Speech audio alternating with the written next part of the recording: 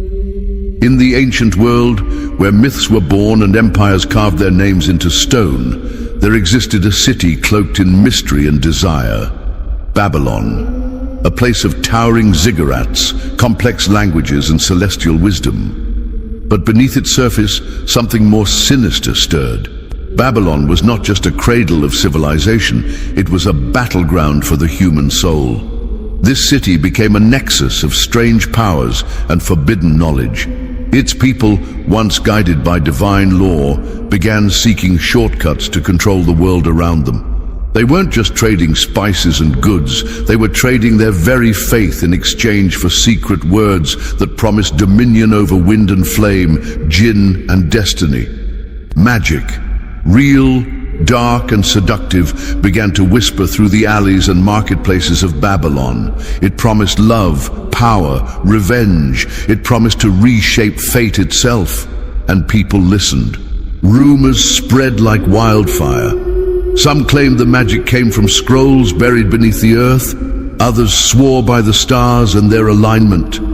But the truth was far more profound and far more dangerous. These weren't spells born of imagination. They were remnants of a knowledge that should have never been touched by mortal hands. And so, Allah, the most just, chose to intervene, not by sending a flood, nor by raining down destruction, but by presenting the people with a test that would pierce through the illusions of their hearts.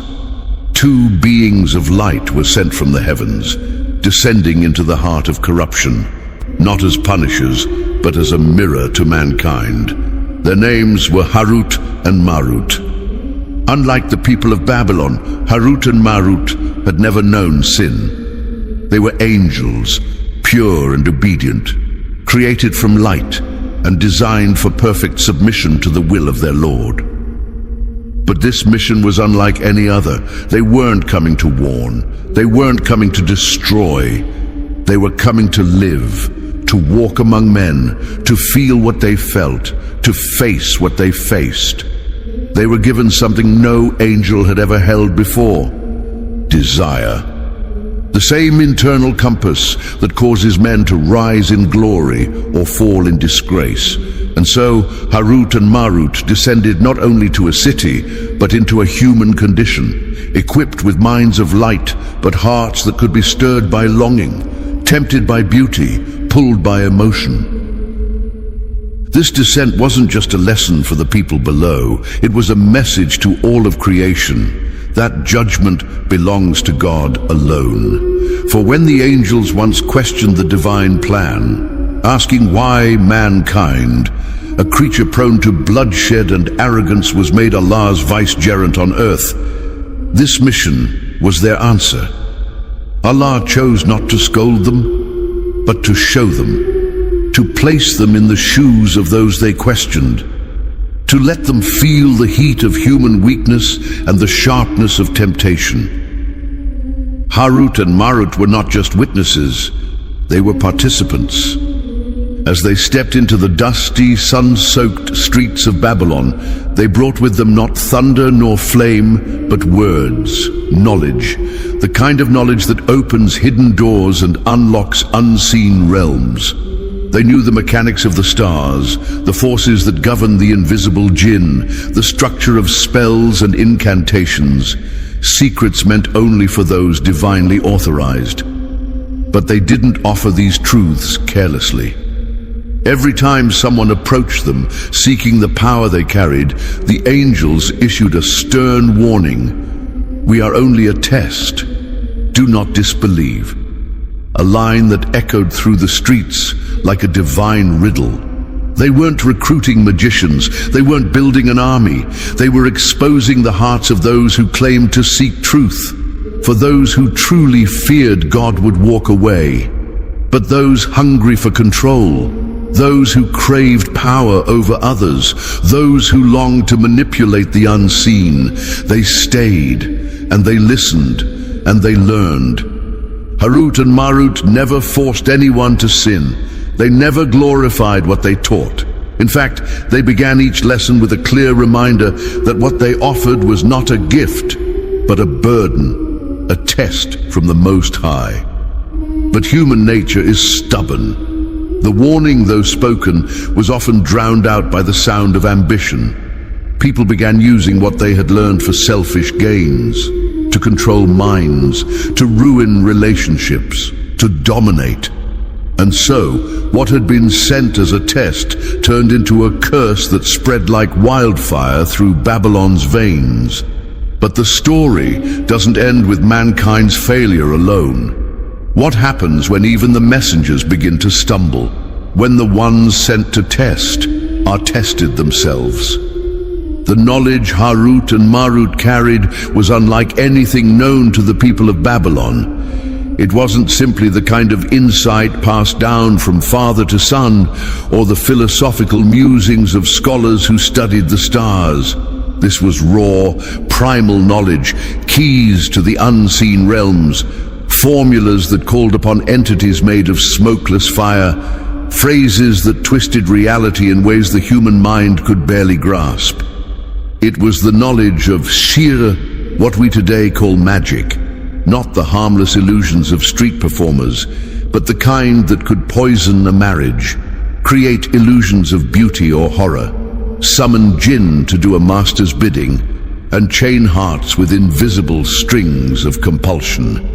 And yet Harut and Marut made no effort to hide the dangerous nature of what they knew. They stood openly in the city, and to every soul that approached them with hunger in their eyes, they issued the same unwavering warning: we are a test, do not disbelieve. And yet, despite this clear and divine caution, curiosity turned into obsession. What was once a subtle temptation became a public movement. People came in droves, some hesitantly, others with certainty in their hearts. They listened to the angels speak of rituals and invocations, of names that shook the skies, of pathways between the worlds. They took these secrets back into their homes, their shops, their courts. They began experimenting. Words that should never be spoken were uttered in the dead of night. Circles were drawn, candles lit, and the veil between realms was pushed aside by those who had no idea what they were truly unleashing. It started small. A man, suspicious of his wife's affections, used a charm to bind her love to him. A merchant, jealous of his competitor's success, used incantations to sow misfortune in his rival's business. But soon, the appetite for power escalated. Sorcery wasn't just a private indulgence. It became a tool of social dominance, a silent war waged in homes and markets and hearts. The once sacred city of Babylon turned into a theater of spiritual manipulation, a shadow world where invisible forces answered to the greed of men. And in the center of it all stood two angels who had never smiled, never rejoiced, and never failed to deliver their warning. But the story turns darker still. For some traditions speak of a woman striking in beauty, commanding in presence, whose name would echo through centuries, Zura. Whether she was mortal or something more is debated, but what is clear is that her presence shook Harut and Marut in ways no other temptation had. She did not approach them like the others, begging for power. She tested them, not just with desire, but with cunning. She requested something forbidden, something sacred, the Ism al-Azam, the greatest name of Allah, the key to unlocking the deepest forces of the universe. And with this request, the angels faced a decision that would define their fate. For the first time since their descent, the purity of their mission faltered. The desires they had been given, once mere shadows at the edge of their minds, rose like waves in a storm. According to some narrations, one or both of the angels succumbed, whether it was the allure of beauty, the longing for companionship, or the whisper that said, "No one will know." They made a decision that angels were never meant to face. They transgressed. In some versions, the sin was revealing the sacred name. In others, it was the drinking of wine, the taking of a life, or a betrayal of their celestial trust. And when the deed was done, the heavens trembled. not because humans had fallen again, but because angels had tasted the very weakness they once questioned. Regret flooded them immediately. Unlike men who fall and excuse themselves, Harut and Marut understood the weight of what they had done. They had been sent not just to teach, but to embody restraint. And now they had breached the boundary. They turned to Allah, pleading for forgiveness, tears of heavenly sorrow falling from eyes that once beheld the throne. But the laws of divine justice are not swayed by emotion.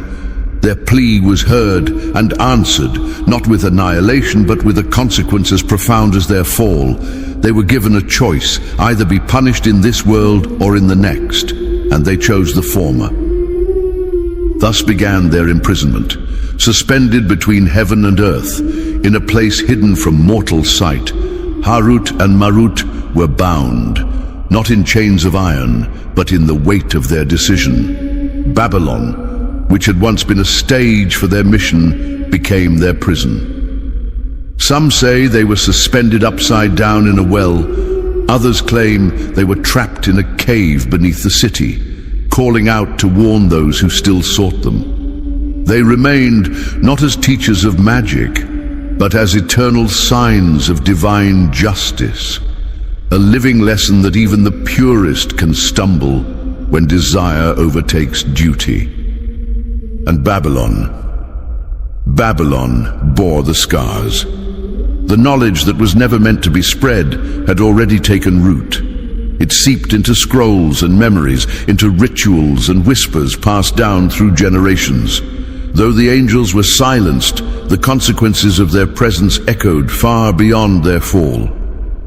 Magic, once confined to the test, became part of the human story, something sought in secret, feared in public, and always lingering at the edge of the unseen. And so, the line between warning and temptation, between guidance and trial, blurred forever. What began as a divine test had unfolded into one of the most profound tales in the unseen history of mankind, one that still warns us to this day. Not all knowledge is mercy, and not all power is a blessing. The choice to believe, to obey, to turn away from the forbidden, that choice remains ours, just as it did for the people of Babylon, and just as it did tragically for Harut and Marut. Their punishment was neither fire nor destruction. Harut and Marut were not cast out like rebellious jinn, nor were they erased from existence. Instead, their consequence was far more symbolic, more enduring, and infinitely more humbling. They were suspended, not metaphorically but physically, between the heavens they once called home and the earth that had seduced them. Babylon became their prison. Some accounts say they were hung upside down in a dark well. Others say they were sealed beneath the city in a cavern unknown to all but those who sought forbidden knowledge.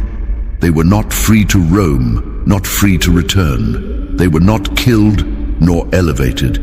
They remained in that timeless state of suspended sorrow, not as angels in glory, nor as humans in forgetfulness, but as a warning carved into the fabric of spiritual history.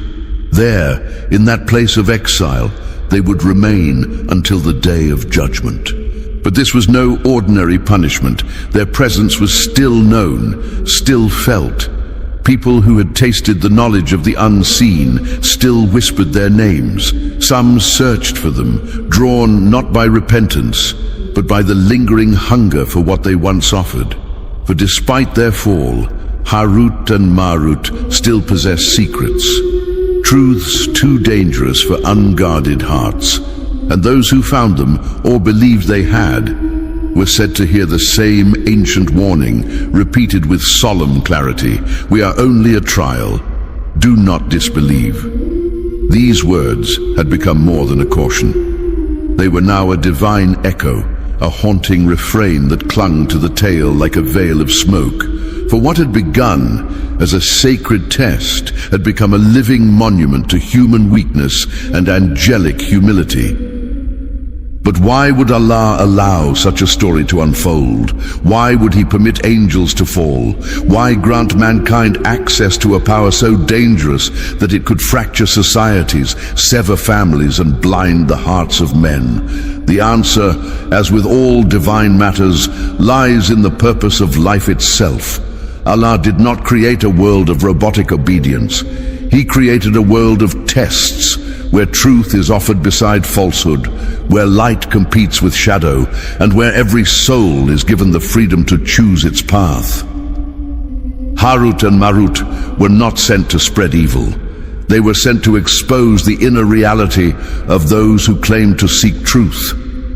Would people choose obedience when offered a taste of power? Would they walk away from temptation even when the door stood wide open? These were the questions embedded in the test. The angels were merely facilitators, mirrors held up to mankind's face, showing each soul who it truly was when no one else was watching. And what of the angels themselves? Their story holds an even deeper wisdom.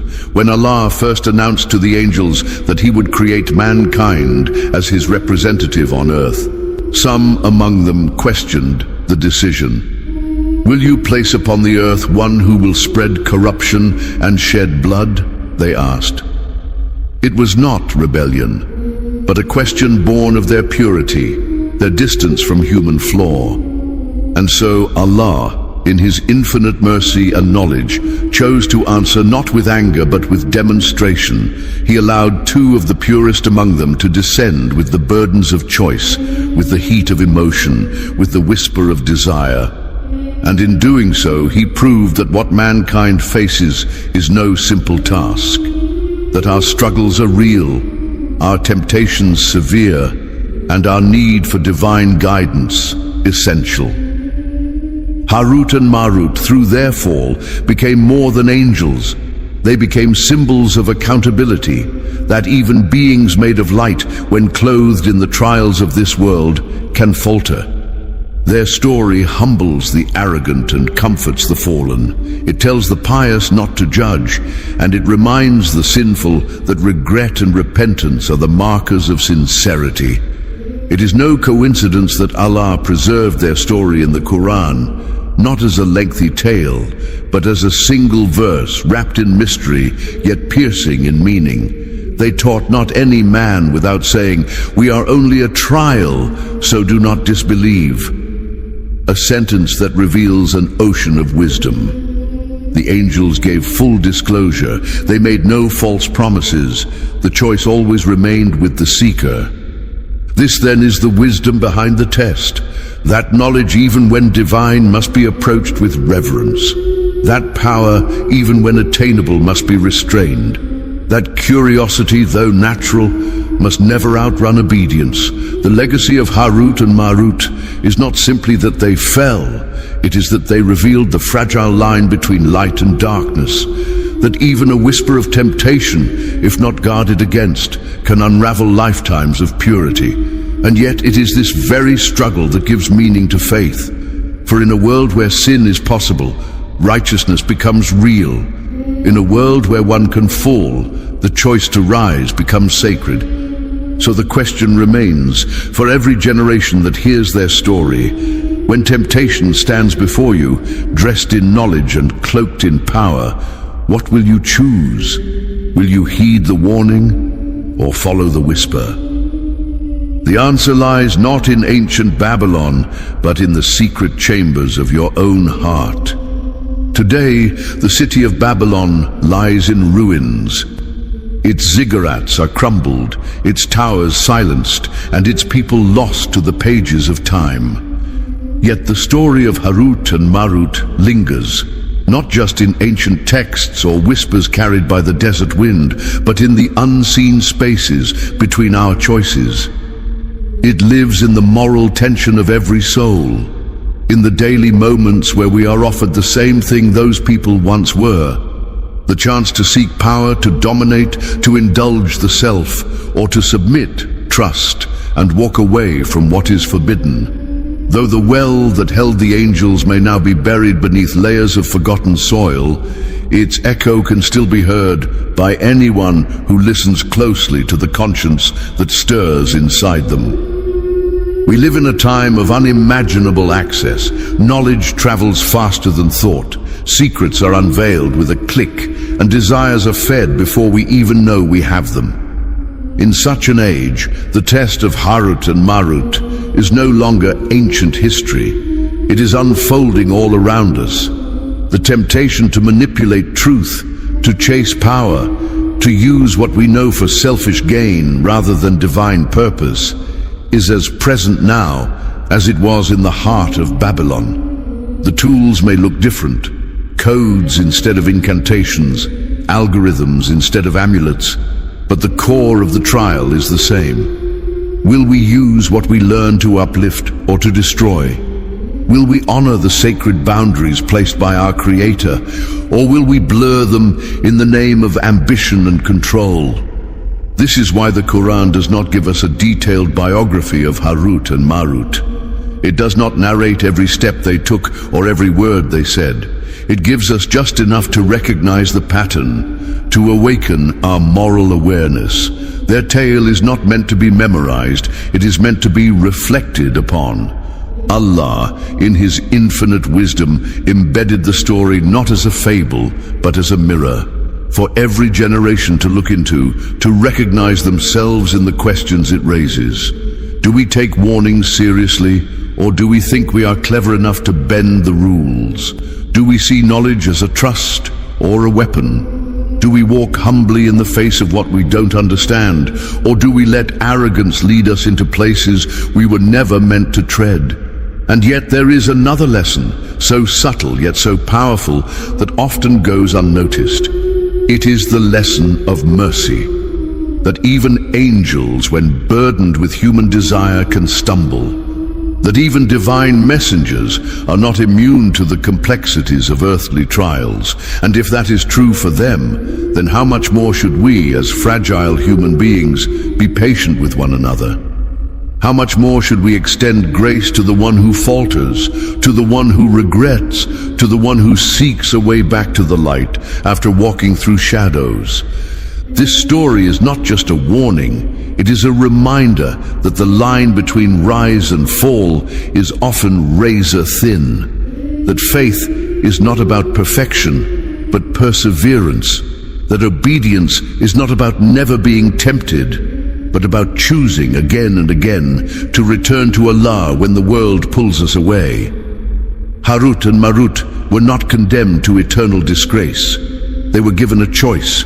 They were given time. They were given consequence, yes, but also the ability to repent, to reflect, to wait in humility until the day of judgment. And so are we.